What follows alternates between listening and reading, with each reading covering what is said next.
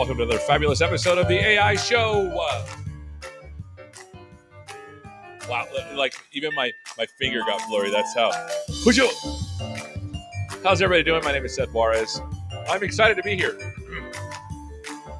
for this live episode of the AI Show. We got some good stuff today. Avi.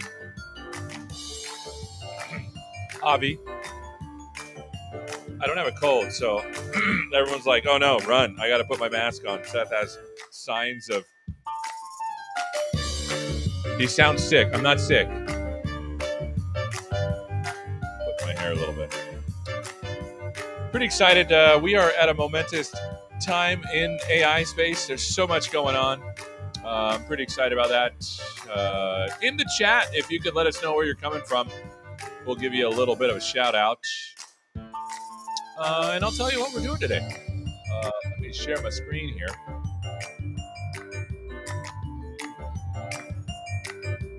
I'll tell you what we're doing today.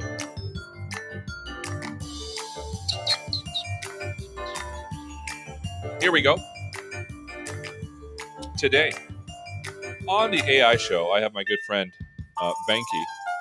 Number one today, Venky from DataRobot. A really cool company we're going to learn about today. Get your questions ready, of course. And by the way, if you want to ask questions, or you can head over to aka.ms/AI Show Live. We're streaming this to YouTube as well on our new YouTube channel, AI Show Live, the AI Show Live. So we'll talk to Venky about what DataRobot is, what they do. And he might even have some cool demos to show us, so I'm pretty excited about that. And then number two, we'll continue with some LLM app building. So for sure we'll do that. So in the chat, just head on over, tell us where you are from, what you're doing, what's going on. And we welcome those also looking on Twitter or, X. Let's say it right. On X. There you go. If you like that. That was good. Or if you're watching on LinkedIn, I should have worn a tie for those watching. Maybe I should button the upper button. This is for LinkedIn people. Okay. I don't like it. Okay. So that's what we're doing today. But first, as with anything, we're going to start with the news as you tell us where you're coming from. So for news this week, I'm pretty excited that next week, let me bring it up, is Microsoft Build.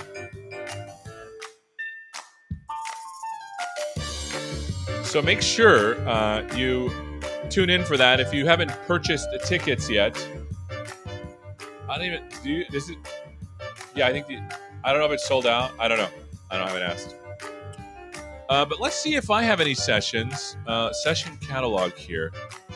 Let's look for myself here. Seth Juarez. Look at this. Top of Mind on AI with Mark Rasinovich. Looks like that is indeed me. I get to hear. I'm doing some. I'm helping out with some interview stuff, like I usually do at Microsoft Build. If you don't know, you can totally tune in and watch that. So I'm interviewing him. Nice. And looks like I have end-to-end development, a practical approach. Myself and Leah Barone-Simmons. She's amazing. Let's read it. This is a session I got. Moving Gen AI concepts in traditional development practice often feels like a daunting task. Have no fear. We'll break down the mechanics of LLMs and show you how to leverage these to enhance your apps along with the latest prompt engineering tools, all while respecting your favorite tools and processes. Nice.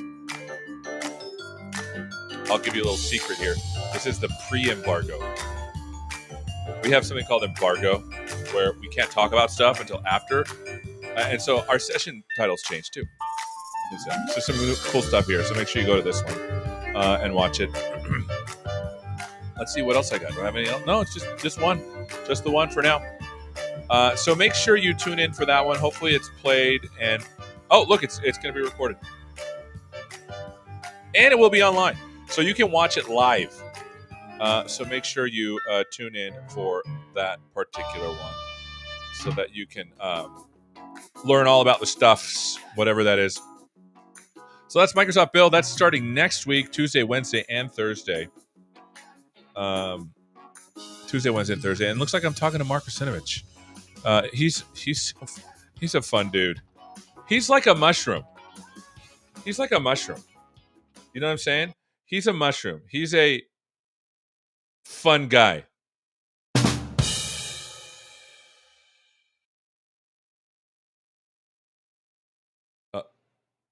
Fun guy. Look, these are the jokes, people, okay? These are the jokes. Okay, so that's it for news for today. I can get rid of this thing now, so let me remove that. Cool beans. All right, so Venky, you all ready to come up? Thumbs up. Nice. So this is my friend Venky. How you doing, bud? I'm doing great. Thank you. Thank you for having me over, Seth. I know. You're probably watching the beginning of the show and are like, what the heck did I get myself involved in? Right? Seth, I know what you're capable of. So Venky and I used to work together a couple years ago, and so he's a good dude, and so I'm glad you're here. I know. So when he says I know what you're capable of, he says it with all the tongue in cheek that's available. So thank you for that. Okay. So you ready to do this? Why not? We'll start the official show here in a second. Give me 1 second. Right. And then, as always, friends, if you have any questions, make sure that you get them into the chat. We'll do them after we do the official thing. So let me get this going here. Let me move this thing here. All right, let's do this. And then I got to move this here. Okay. You're not going to want to miss this episode of the AI Show. We talk all about AI integration with DataRobot. My friend Venky, make sure you tune in. Oh, I hit the wrong thing. Man, like I hit the wrong button. All right, this is the right button.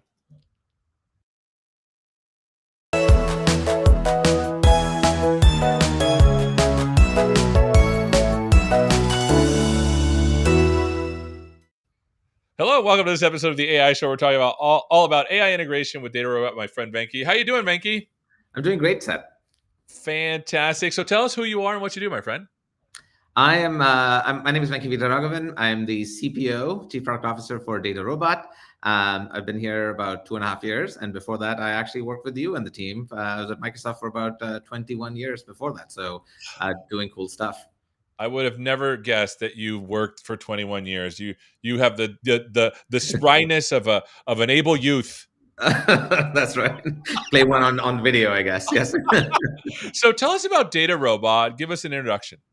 So DataRobot, was sort of a pure play AI company. It was founded in 2011, sort of as a sort of introduced sort of AutoML and popularized AutoML. Since then, we've sort of morphed into a sort of full AI lifecycle company. We are built on top of all the hyperscalers, especially with Microsoft. We'll talk about today.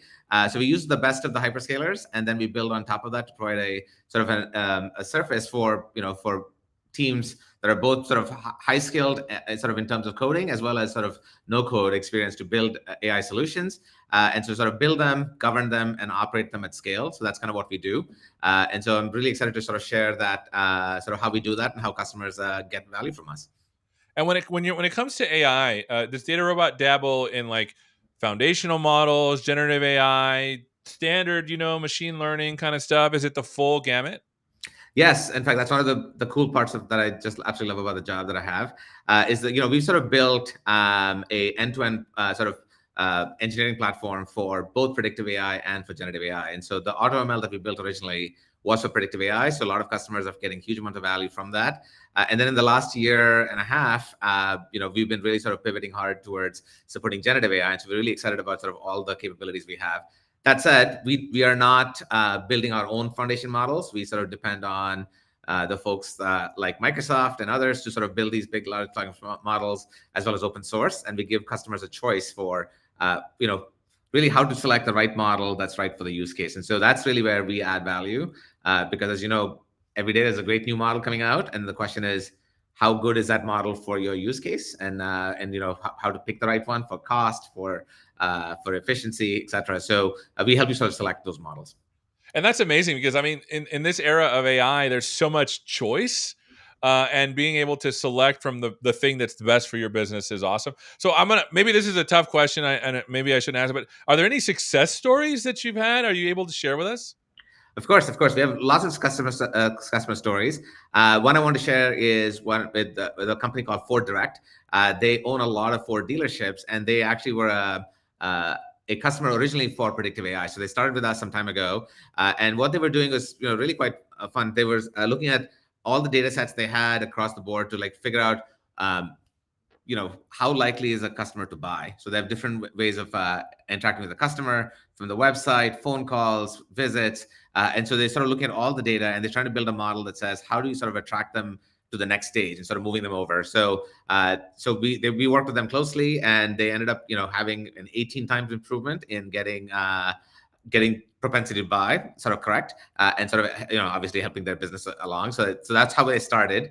But as they sort of invested in the platform, they also found it over sort of just build it your own, do it yourself with so basic notebooks and stuff like that. They found they actually saved $3 million a year in sort of like the AI platform space. So those are two sort of good value metrics that we sort of found with the customer. And since they have the platform, they actually were able to quickly move into generative AI and actually start using generative AI to start. They're experimenting right now. They're not in production yet, but they're experimenting with different kinds of generative AI solutions. One of them includes sort of like explanations of why these predictions are, what they are. So one of the things that we're very strong in predictive AI is really insights into why we sort of predict something the way we do. And so being able to convert that into plain English so that, your marketing person who is at the dealership can really decide what to do next, instead of just looking at charts and numbers. They're able to sort of have a textual representation of like, hey, look, this person is likely very interested because they built a configure something on the website. And so being able to sort of describe that explicitly versus like giving just the numbers has been a big boon. So they're sort of really seeing the benefits of predictive plus generative coming together in a single sort of platform. And that's really cool because I mean, I've known you for a while. I cut my teeth on standard machine learning models, and it's cool that they found success using standard machine learning models, not just for prediction, but also for understanding. And that's one of the things that people forget about machine learning models is that they kind of summarize stuff in a way that helps you understand stuff. That's right. Yeah, and I think that's sort of a untold story of generative AI. Actually, is sort of how easy it is to actually sort of really start with sort of a generative AI sort of looking solution, but then you sort of add these predictive AI models to actually enhance it. So just another common example sort of is when you're doing customer exchange, you want to say, hey, look, I use generative AI to I want to give hyper personalized emails, and so then you're like, great, this is a great way to do it. Chat GPT or GPT-4 can do really good mails, but the question is, who should you send this email to? Then suddenly you need to figure out, oh, look, I need to have a predictive model to figure out all the people who are likely to churn, right? And so now you need a predictive model to understand that. Then you say, what should I say in the email? Well, you want to sort of enhance it with sort of the features that deliver sort of that propensity to churn. So you say, oh, look, this person, if you use Netflix, for instance, you say, oh, this person hasn't watched enough movies, or they haven't logged in, or they, and so suddenly you're using those features to actually prompt the generative model to actually build a great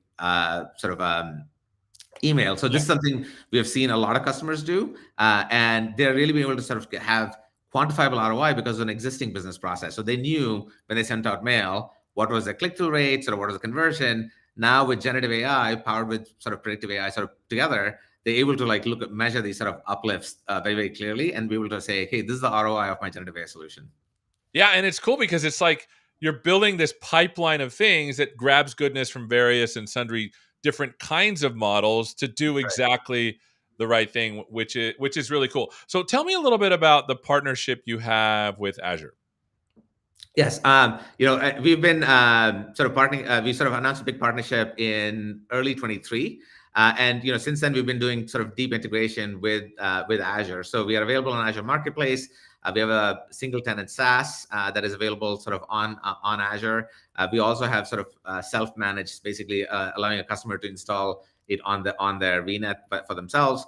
So we have both flavors of it. But more so than that, just since we're just running on IaaS, we actually have done a lot of integration with the core services, some of which include ones that I've built with you, Seth. Yeah.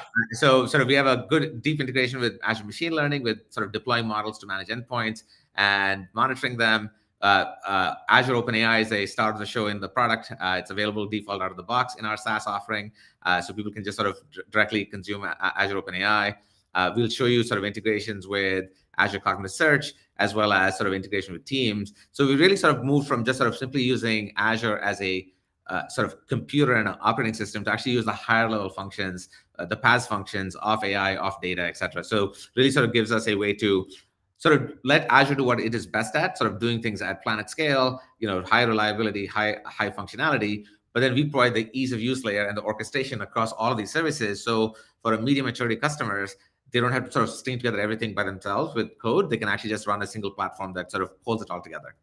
And that's really cool, right? Because Azure in the era of the cloud, it all started with, hey, I'm renting a box. And now we've moved way beyond that into, I'm renting a series of services that I can stitch together to do amazing things. That's right. Yeah. All right. Well, do you have something to show us?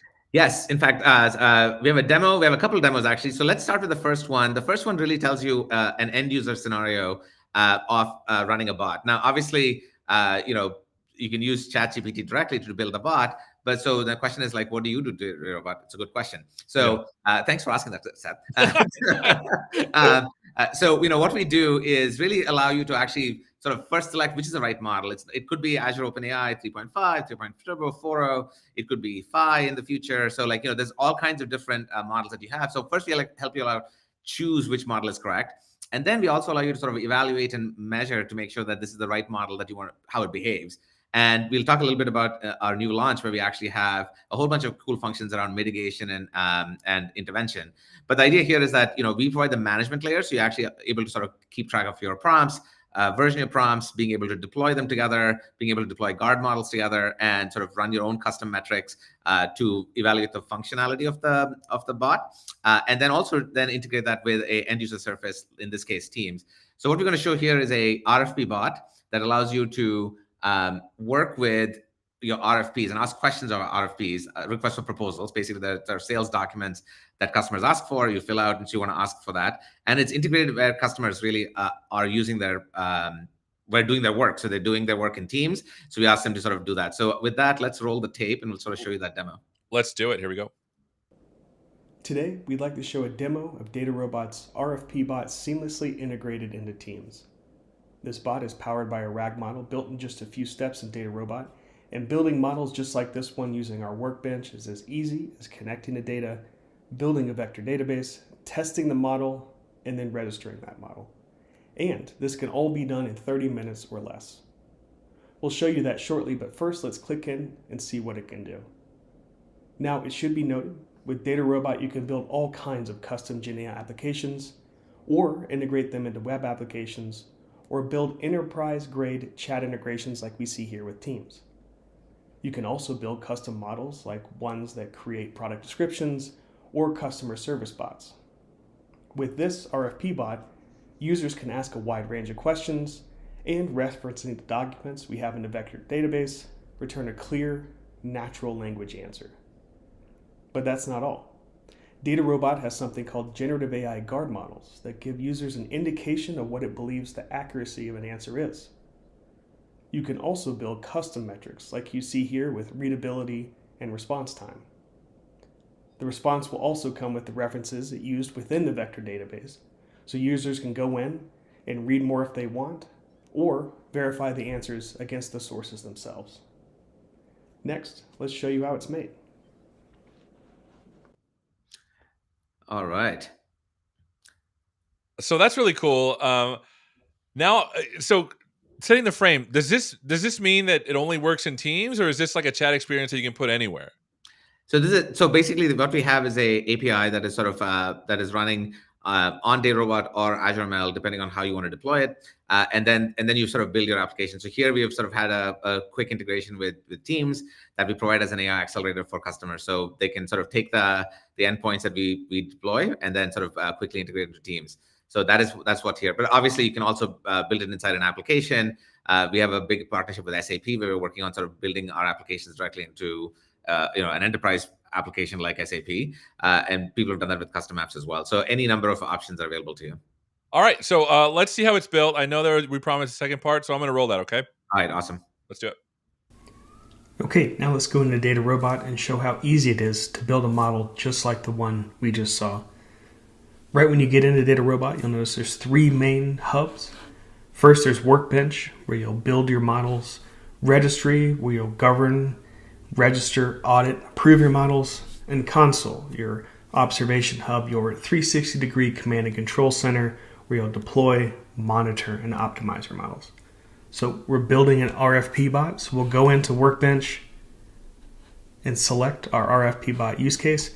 And building models in DataRobot is as easy as connecting your data, and that's either by uploading or connecting to your data sources. Then you want to build a vector database using the data source you uploaded, using an embedding model, and DataRobot will automatically recommend one, but there's others to choose from as well. You'll also select your chunking strategy. So you already have this created, so we'll jump over to LLM Playground. And really, this is the most important part of Workbench because this enables you to test and compare different LLM blueprints against each other. And by LLM blueprint, we mean essentially the foundation model and the vector database combined to create a RAG model and create outputs. So if we want to compare, all we have to do is go to the Compare tab, select them, and enter in a query. Here I have, does DataRobot API support time series? And we got some different answers. And that's because not only do you connect a vector database to a foundation model, but you can have different strategies that you enter. For example, here I have a system prompt that will apply every time I query. Explain this as simply as possible. And another one, format output for marketing materials. So when we come back, we have one that is a pretty standard answer, one that simplified one is a very short answer, and the marketing material one has pulled in some of our language from our website and other things that are available online and added it to what it was able to find within the vector database to give a more appropriate response for something like you would put online or put in marketing emails.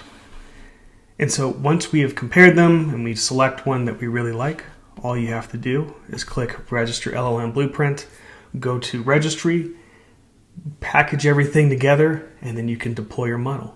And that's how you create an RFP bot model in DataRobot. That's pretty cool. So basically you upload your data and you try various prompts and then you pick the one that you want. Did I get this right? Yeah, so maybe mostly, but maybe just a little bit more detail. So you can try different prompts. You can also try different chunking strategies. You can try different embeddings. And so basically all parts of the RAG pipeline, you can sort of do that. So in the, as we sort of give you that, and you did all that with no code. Now you can also do that with APIs, but and that's, you're going to, I'm sure, show in the second part. But there's a lot of work that you can do, just simply build this out. And so we've had, subject matter experts really build themselves a chatbot that they know is safe and they can use it sort of inside the company. And so that is sort of a huge part of it. The second thing is we allow you to actually deploy all of those models together. So, as you know, like, for someone who is not a day-to-day developer, sort of taking not just the LLM and the auth for it and the API keys and all that stuff, plus deploying 5 other models that are monitoring both the prompts and the responses, scoring them, and then having a notification. All that stuff is built into our. We harness all of that together. And so think of us as sort of the engineering system that runs on top of the sort of the core AI assets, which is the vector database as well as the model, but sort of holding it all together. That's really cool, and it's fun. It's fun to know that you can build these things in like a half hour. That's right. I think is what you said. Are you finding customers having success with this? Yeah, no, it's amazing. Like, we've had, I think, the most number of what we call proof of values sort of in our history of the company with sort of as we've sort of rolled out Gen AI. We've had dozens and dozens of sales that are now really led by Gen AI. So I think like we are rapidly pivoting from sort of an AutoML company to a full AI lifecycle company, and generative AI is really sort of driving that change because everyone's interested in it, but they're finding it sort of really easy to sort of get into it and then iterate quickly. So what we tell customers is, hey, look, you don't have to be correct the first time, but just find a way to like iterate as fast as you can, so you're learning, and then as you learn, then you can sort of harden your solution more and more. That's awesome. So, are there any new things? Because this is the time in tech where there's a lot of new-ish things. Any new things you want to tell us about that you're doing? Sure. It just so happened, since we scheduled it, this show, we've had a launch just last week, and so we launch pretty much every 4 to 5 months. And so we had the fall launch in November, which is when we introduced all the GenAI UI. Our launch this time has been sort of really focused on the learnings we've had with customers. So some of the big things people want is be able to host LLMs inside DataRobot, because they want to they don't want to mess around at all with sort of getting keys and sort of working with IT. So we have a very simple way to sort of do that. So a lot of the sort of key Hugging Face models, Phi3, et cetera, are available for you to do that. We've invested a lot in LLM evaluation. So you saw the multi-provider LLM playground. So that really was like just like when you're in a shopping cart, you're sort of comparing the behavior.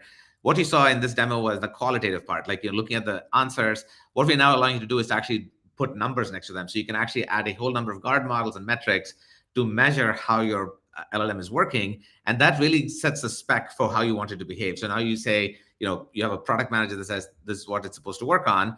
Then you do qualitative analysis. You say, this sounds good. Then you put a bunch of numbers. Now these numbers define the behavior of the LLM or of the RAG pipeline. And now you can then say, great, once I'm doing this, I can deploy this out. I'll get feedback. We also have the ability to sort of get feedback. You saw in the demo little stars and hearts. All of that becomes actuals that come back to the data scientist to actually say, here was the end. Here's the prompt. Here was the response. Here's the human feedback, and here's all the metrics that were generated on that response. So that suddenly now the customer is able to now really say, how well is the thing working, and you can sort of then iterate. So the idea is that you sort of do this full life cycle as quickly as possible. So evaluation is super important. We have a full code space, sort of with a file system and notebook built into DataRobot. We were super well known for AutoML, which is no code, but we've also included now a full coding experience to sort of make sure we sort of cover both types of teams in a single platform. So we have a lot of different I guess maybe on the intervention side, on the governance, one of the big things we want, as I think everyone's seen, is these LLMs, when they spit out something that is not correct, you want to be able to detect it. So what we talked about, all these metrics, is able to detect it, but also now able to real-time intervene and change the answer. So that's now an available feature inside DataRobot. And being able to do that across clouds and across sort of on-prem, because not every customer is completely on the cloud. So being able to sort of make sure that there are some data sets and models are running on-prem, and then some of them are running in the cloud. We sort of allow for sort of a single pane of glass that manages models in both places. So that's sort of the heart of the new stuff. One of the things we did was we actually participated with NVIDIA at GTC to talk about how we're supporting that work. So DataRobot has previously sort of only lightly supported GPUs. With this round, we're sort of fully supporting GPUs across all parts of the stack, whether you're training in notebooks, whether you're inferencing, running LLMs. We have that. We're also sort of first to sort of get the NIMs running internally. So inside DataRobot, you'll see NVIDIA NIMs built into the platform. You can sort of just select them and sort of deploy them and run them directly. And we're working with NVIDIA to sort of increase the list scope of NIMs that they're building out and running. So we're super excited about the partnership, and sort of between working with both Microsoft and NVIDIA, we feel like we have a really, really good platform for customers to really quickly iterate on building GenAI apps. And this is all super cool stuff. I mean, it's the part of AI that I like. I love how DataRobot is integrating everything from standard machine learning, which I think is useful both for prediction as well as understanding data, all the way to LLM apps, and then having a pipeline to take care of all of that. That's right. I think that you sort of nailed it in one sentence. It's great. Thank you. Awesome. So where can people go to find out more? All right, so a couple of places. So I think first is a blog post that we have that I wrote. And so that is on the DataRobot website.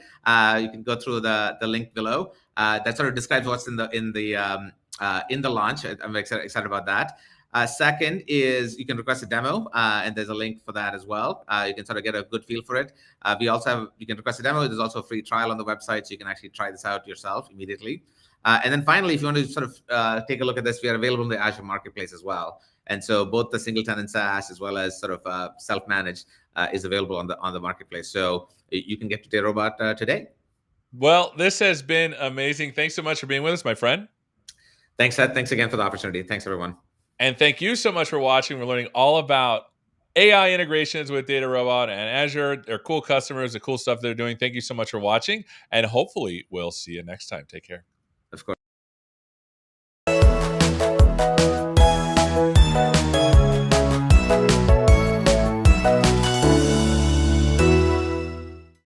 How about that 1987 song and music? It's so cheesy. I think it's great. All right, Venky, it's been awesome being with you, bud. So right, what we'll do is we'll cut the official part out, and we'll put it up for the show. And if folks have questions, they can always reach out. How do they reach out to you if they want to talk to you? They can reach out to me on LinkedIn. I'm available on LinkedIn. Just go. And then obviously there's a blog post that has all of Yes, the blog post obviously is there. Yes, you can sort of take a look at that, and then if you want to reach me directly. So either one. Thanks again, Seth. Awesome. We'll see you later, bud. Bye-bye. Cheers. All right, friends. How about them apples? It was cool to see Venky again. He's a good dude. Like I said, I worked with him for a while. Good dude. All right. Let's go back to. Let me show you something new. I haven't shown you. Let me go back to my screen here. Let me share my screen here. Entire screen. Here it is. Share. Okay. Cool beans. So let me move this over here so I can see what's going on here. It looks like people are saying stuff in the chat. Hi, Gabluer. It's good to see you. And look at Mirdad is here as well. Hi, it's good to see you. Okay, so let me open something here. Contoso Outdoors. Here we go. For those who don't know, when you build LLM apps, we have something called prompt flow that we've been building. It's good stuff. So let me open this up so that it's all working.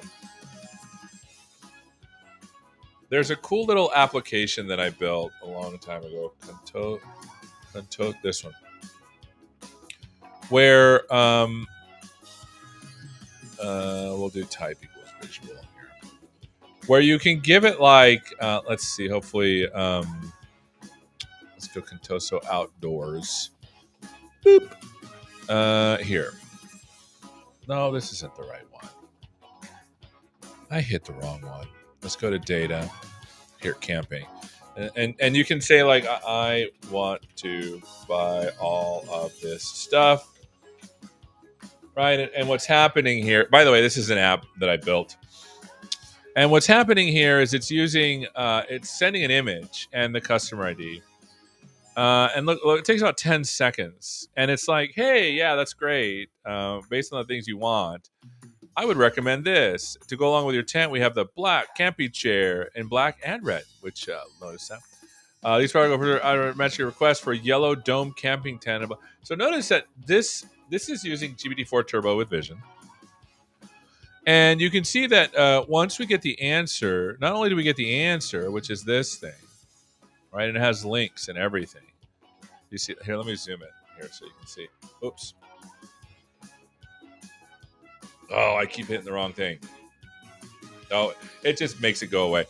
But notice that it has like markdown with links to the right place. So if I click on this, like it's gonna go to the right place. Like I think I just clicked on the camping chair. You see, it's going to the right place. And notice that it also has like the products. Like these are the things that it found in the image, right? And then these are the products that it returned, to serve up to the user. And so this is an LLM style application, right?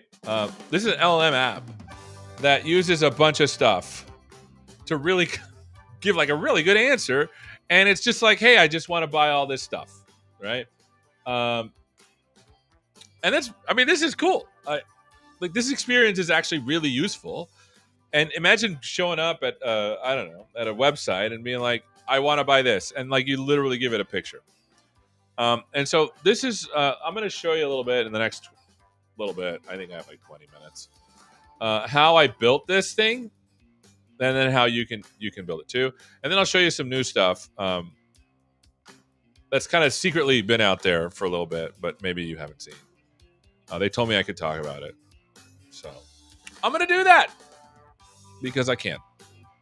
Okay, so this here is prompt flow, and prompt flow is a low-level declarative orchestrator that allows you to take things from input, right? And notice that this has an image, right? And then I want these things. It's like literally the same thing I just did, but this has a customer ID, right? And it makes it so that you can run it, right? And so, for example, the first thing that I do is I run some code. Let's see, process image. And it basically creates a graph. This is Visual Studio Code, by the way. It creates a graph for you to control the flow of data into eventually a prompt, right? So these are the prompts that I've assembled together. So the first step processes the image. And notice that this just says, if the image is greater than 30,000, then we'll treat it as an image. Otherwise, we're not gonna deal with it, right? Because we don't want to push an image to an expensive model if there's just not enough there. And so that's what this is doing. And so notice that right here, as I zoom in here, let me move this over. You'll see that there is this conditional running. So for example, this says when process image.output is true, meaning that we have an image, then we're going to run this thing through GPT-4 Turbo with Vision. Otherwise, we'll just run it through this other one. Notice it says when it's false.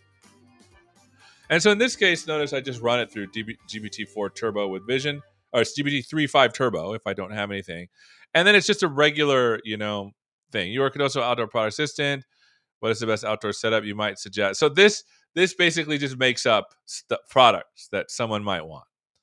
And that's if there's no image, right? That's what that's doing. But if it goes to the image one, notice this one's like, hey, there's an image here, return everything you find, right? And so now you're getting a sense for like how these prompts work, right? So you basically, I just think of an MLM as a function that generates tokens. It's like a language calculator. Sometimes you can put images in there. And so you can see that when I pass things in there, here, I'll scroll down. You can see that I'm passing in like this stuff. There's the prompt, and there's the deployment, and there's the image, and there's the stuff. And this is the prompt, right? This is this prompt that was basically made from this thing right here, right? And then at the bottom, you're going to see the answer. Like this is what came out of it. These things, right? And that's really cool. That's really cool, right? Because now I can use this as I further go down to do other cool stuff. Like, for example, generate embeddings and then search in my vector index for that list of stuff that it was returned. And notice that it will work with an image or without an image. And this is the part that's cool, right? Because if you think of LLMs as a way to generate text the way you want to, it's very useful across many different things, even like as a programming construct. Just think of a situation where you get freeform text and you need to get structured text out. You could use LLMs to do that. Or just think of a situation where you're trying to gauge sentiment and you don't want to build your own sentiment analysis model. Yeah, you can use LLM to do that. You're like, well, they're expensive. Maybe, download Phi 3 and run it locally. Like we're getting to a place where small language models would be very good at, if you give it a narrow task. They're probably, I wager, I don't know, I don't make bets on shows. But I bet like if you were to download a Phi 3, it'd be pretty good at categorizing across different, like maybe 5-6 different categories. It wouldn't even break a sweat. I don't think it would break a sweat for that. Again, but that's my opinion. I haven't tried it yet. That's what I'm guessing. So, anyways, once it generates the embeddings, it also does like a little customer lookup, and this customer lookup is like, hey, if there's no customer, if it's 0, then don't do anything. Otherwise, let's let's find this customer, that is logged in, and let's see if we can't figure out what they ordered last and add that into the prompt somehow, right? And so now you're seeing that as we're building this thing, it's basically just a graph, looking up some customers. Then if there's an active user, like we're generating some prompt stuff here, right? Is this active user? Notice if the customer ID, notice that we're adding customer information here. And so we're basically building this big prompt. This is like the prompt bakery, right? We're getting all the ingredients. And this comes from the semantic kernel. John Maeda does like a little AI kitchen. So his analogy of ingredients is awesome. By the way, I think it's called the Cozy AI Kitchen. Look it up. It's a good show. And so here, notice that we're building a customer prompt as well. And it has everything in there. Like if the image was used, the customer wants to purchase something. This is the things they found in the image, right? And you can see they're all in there. It's just like a giant, like this is how we used to build websites in the 1990s. And if you use PHP, actually you still do it this way. It works, right? And so then once we get to the final LLM, this is the actual LLM call, right? You can see that. We send it to the output. So here's the LLM call, the final one. Notice that as we get the input is like, here's a bunch of here's the prompt text, etc. And here's the answer, right? Notice that in this case, it's talking to Sarah because that's what let me just run it. I'm like telling you what it does.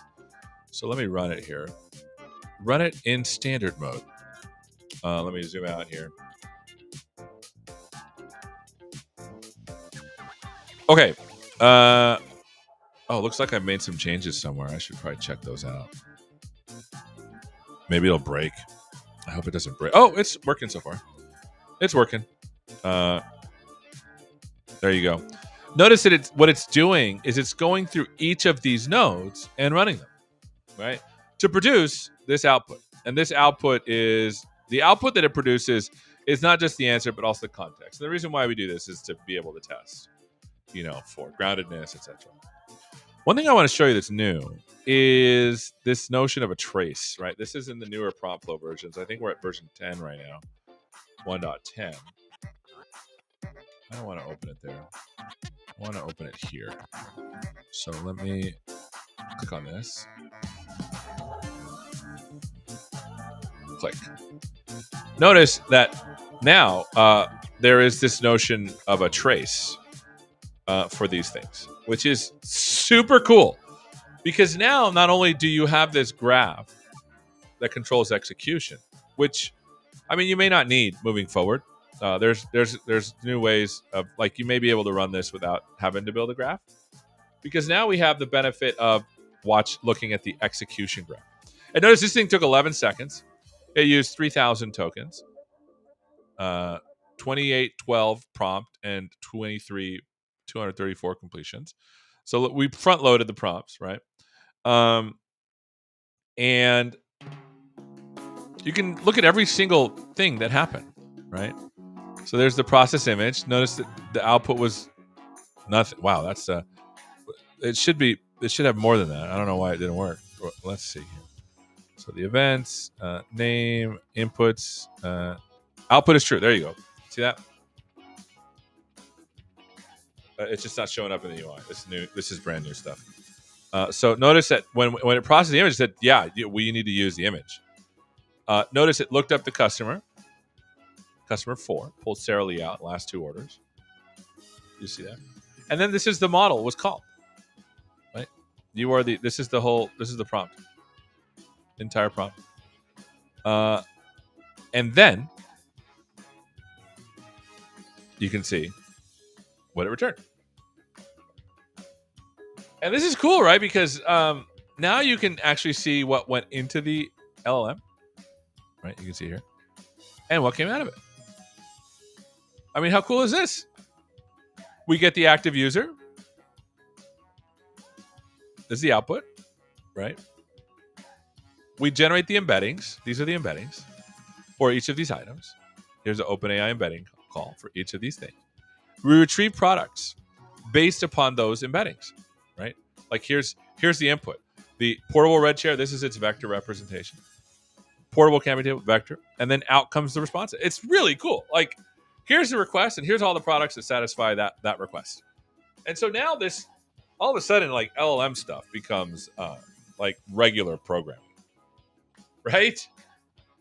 Like, and this is, I mean, I've had a goal for this for like a year. Like, let's stop making this thing magical, and let's just use it as a tool, right? Here's the customer prompt that was generated. You can see it here. It's pretty big. Here's the context that we're getting. It's just mushing this together.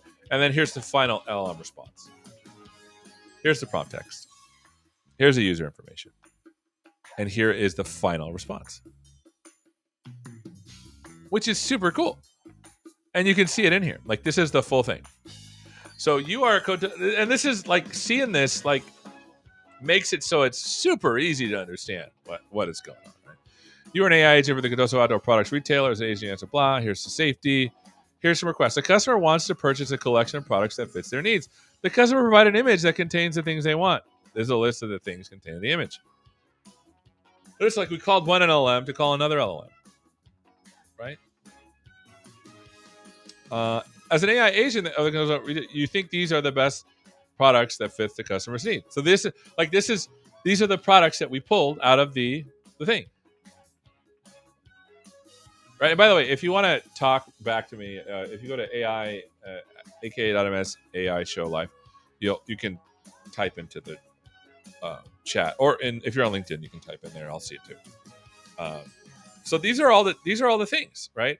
The chair, the tent, the table, right? Make sure to reference the products that best match the request and the response, because these may not actually, the things that it searched for may not even be useful, right? And that's okay. Cool. Make sure to reference things found in the image, how they pair with the products you recommend. Be explicit about the things you found and how they match, blah, blah, blah.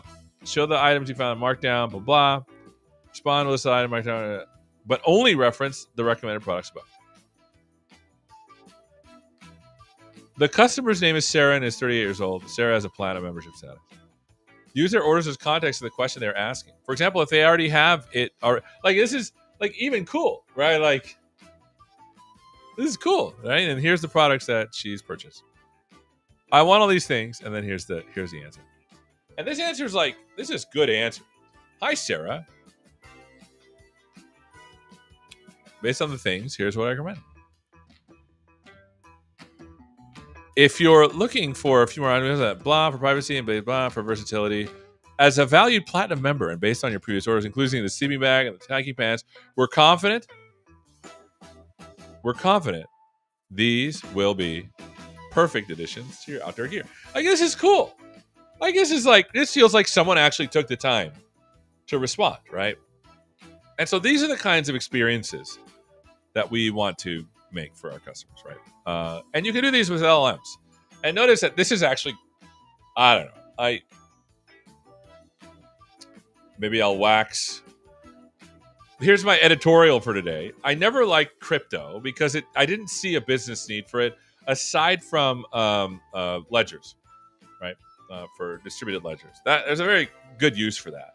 But I saw no monetary value in the hash, right? And so that, to me, crypto was always like, I don't like crypto grifters, to be honest. I don't like AI grifters either, to be completely fair. However, LLMs that help in building these kinds of experiences, super useful. This is super useful. Super useful. And people are making use of this like all the time, right? And that's what I think this stuff is good for. And so then the response comes out like this. Hi, Sarah. Based on things of blah, recommend the blah. Here's the blah. For a few more options, here's some other things, just in case. But this answer is really good. And like, hey, look, like, you're a valued like, I went to like I said, I was in Europe last week. And then when you show up on the plane, they're like, hey, hello, Mr. Juarez. Thank you so much for being a, silver medallion. I like Delta, by the way. It's not a commercial for Delta, but I like Delta. Thank you for being a valued silver medallion, Mr. Juarez. Thank you for your continued. They always say it. It's like, and I know there's like a training meeting where they were like, hey, if they have any kind of reward or status, just say it. Just say it. I know they're trained to do that, but it still feels good. Still feels good, right? Imagine being able to do that with your Gen AI experiences. Okay. So that's this thing. Looks like I ran this before, right? And this is new as of PromptFlow 1.10, which again, it's new. So they told me I could talk about this. This is new stuff. You'll see more of this next week. More new stuff aside from this next week. Okay. So that's what this is. This experience right here, by the way, is not even tied into the one, because notice I'm always passing in customer ID 0. So that's why you don't see this. But this thing right here is exactly this thing right here. In fact, the only difference is this is a 0. So let's run it. And let's see if we get a different trace. There you go. It's running. And by the way, for those wondering, let me I asked a question here. Nope. Okay. So here it is. It's running. Let's go to the trace here, so you can see. By the way, so you can see the trace. I find it useful to look at the trace here. It's a lot easier. Refresh. There it is. You can see the full response here. Woot woot. Here's the actual response. Love your enthusiasm based on your awesome picture. Here are my recommendations. Boop, boop, boop, boop, boop, boop, boop. And here, notice it's different. Don't forget to create an account to enjoy exclusive benefits. Notice it's different. It's the same prompt flow. Same prompt flow. Here. Let me do another thing. Let's take the image out. I'll put a blank image here. I think. Hold on. Let me go back. I think I have like a blank default, which is like a little black square which does nothing. And I want to gear up for an overnight hike. Any suggestions? And we're actually a customer of these people, so we'll just say we're customer ID number 4. And now when I run it, like this is how versatile this thing is, right? I'm now making it like do something. I said Gisser up. It doesn't matter. It doesn't matter. Notice this time it's not going to run GPT-4 Turbo with Vision because there's no picture.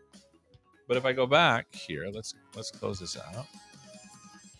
You're going to see that the image is like a little black dot because that's the default one. And it looks like here when you look at the response, like, hey Sarah, sounds like you're gearing up for an exciting adventure. For your overnight hike, I'm going to look at the Summit backpack for a spacious, weather-resistant gear. For a comfortable 3-season snooze. Additionally, don't forget to check out the track-rated hiking boots. They're leather made and ready, blah, blah, blah, blah, blah. Hope that helps. Let us know if you need it. I mean, this is pretty cool. And you're probably wondering, well, what happened? Well, in this case, it skipped this part, and it's like, hey, give us a list.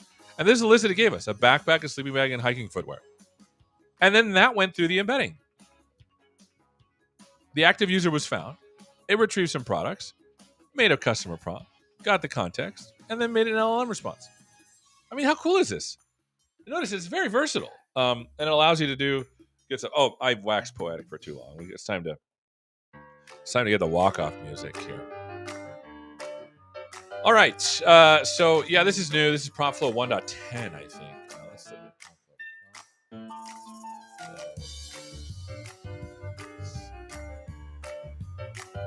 Yeah, you can find it here. This experimental feature may change the future. Yeah, this is how you can do it. You trace any function and frameworks. This all in there. So you can totally take a look at this. It's in there. All right. So as a reminder, next week is Microsoft Build. I think I may have a show. I don't know what my. I don't know. Well, I think we might do something before. Maybe I'll even maybe they'll let me stream from build. I'm gonna ask. Show you around. As they get set up. But yeah, this is a new thing.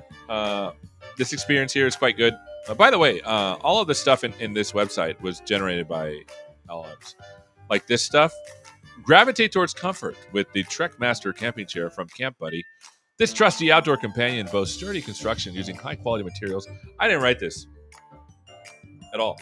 Like basically, I got this stuff. This is something that someone made for us, and then I just I fed it into the LLM and said make a marketing copy for that.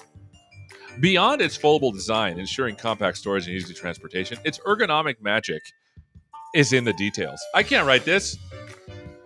An adjustable recline, padded seat and backrest, integrated cup holder, and side pockets ensure the greatest outdoor comfort. I don't know if it's outdoor comfort.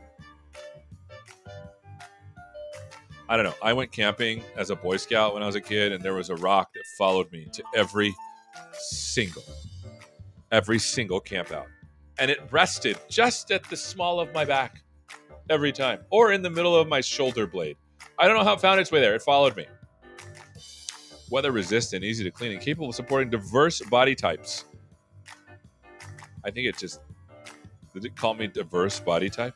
This versatile chair also comes with a carry bag for your next adventure. And like this image, I can't draw this. I made an LLM call that took the the manual, and I told it to make a DALL-E 3 prompt, and it did. And then it produced the image for me. Like, this whole website is fake. But it serves a good purpose, right? Because it helps me explain this stuff. And so when you look at this, like, I mean, this is the kind of versatility that large language models bring you.